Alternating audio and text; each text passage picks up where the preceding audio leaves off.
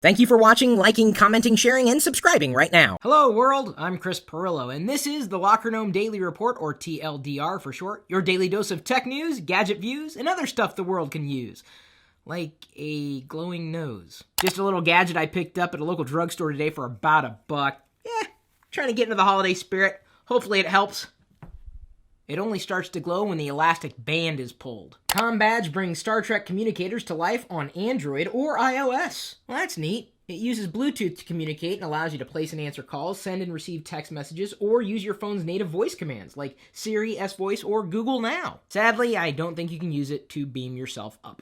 Yeah, but if you wear it, I'm gonna beat you up. Watch out, we got a badass over here. Not sure if you caught the news, but Apple's been selling refurbed products on eBay. And if you're asking me if I think it's a good idea to buy a refurbished iPad, yes, because you can save a lot of money. Each Apple-certified refurb product is fully tested, returned to like-new condition, and given a new refurbished part number and serial number. The good news is you can save a lot of money on getting a pseudo-new iPad. And if your complaint about the iPad was that it was expensive to begin with, well, then you shouldn't be complaining as loudly about this. Do you run a Tor server? You may risk going to jail. There's a risk inherent in doing anything that has the potential of connecting you to activities that are beyond your control. I like the idea of the Onion router. I just don't know if I really want to face potential charges. What had happened was this Tor server administrator was inadvertently trafficking child porn. That's not something you want to be associated with. Could this be the ultimate sound system for the Apple iPad? Ooh, might very well be. That's the one thing I happen to appreciate about the Nexus 10, is front-facing speakers. And there she is, Aura.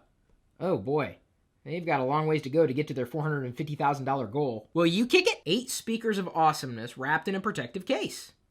And you can kick it for $99. Late last night, I decided to record my thoughts on iOS versus Android, if only because I was tired of going over the same points again and again and again and again in just about every other thread. So I figured I'd record the video once.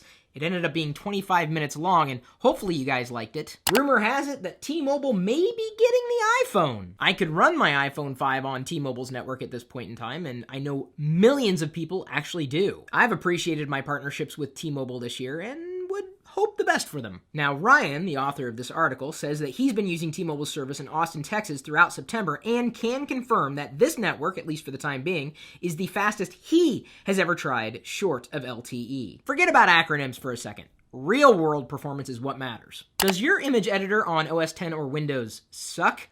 Are you looking for a better one?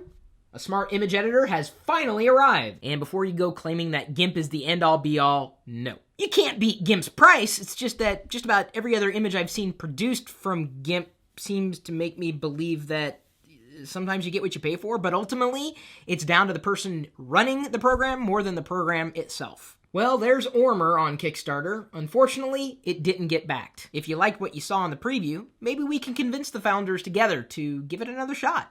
I'd back it. If only I knew about it before! Because I gotta tell you, every image editor I've ever used sucks. Unless it's, something that's based on the web. Because all I usually need is just like a push-button fix, and that's it. Can you see me right now? The answer is no, because I didn't turn on my glow pillow. Cool, huh? Go.tagjag.com/glowpillow. It runs on 3 AA batteries and has a series of LEDs inside. It really only illuminates one side of the pillow, not the other. But I guess that makes sense because usually you're laying on a pillow or you have it resting on a surface and, you would only want one side to glow. The color changes randomly, and I'm fine with that. In between the glowing pillow and my glowing Rudolph nose, you're probably getting the idea that I have a slight addiction to buying things that have LEDs inside.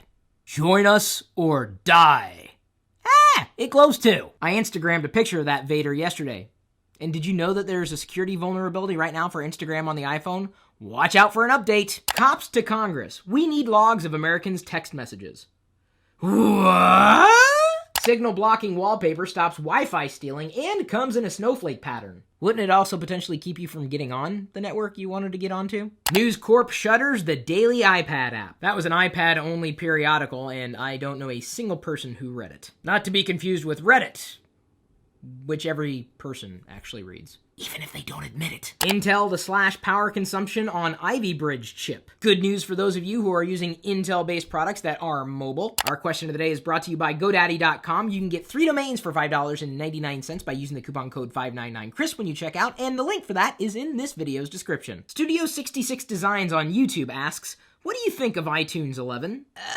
I'm still not a fan of iTunes. I know they cleaned it up and made things better, allegedly. I use Spotify to listen to music, Netflix to watch movies online. I don't really buy media a la carte at this point, although I've been thinking about picking up the Clone Wars series, if only because I've liked a few of them, the animated episodes that I've seen on TV.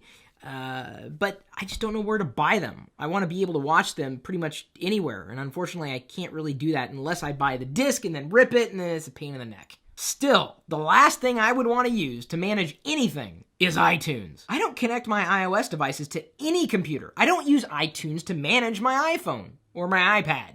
I don't need to. Everything's kept on iCloud. And life is also better when you like and share the content that we are creating for you, because again, without you, we would be doing silly things for nobody. So thanks again for your appreciation. Just know that we appreciate you just as much. We'll see you later.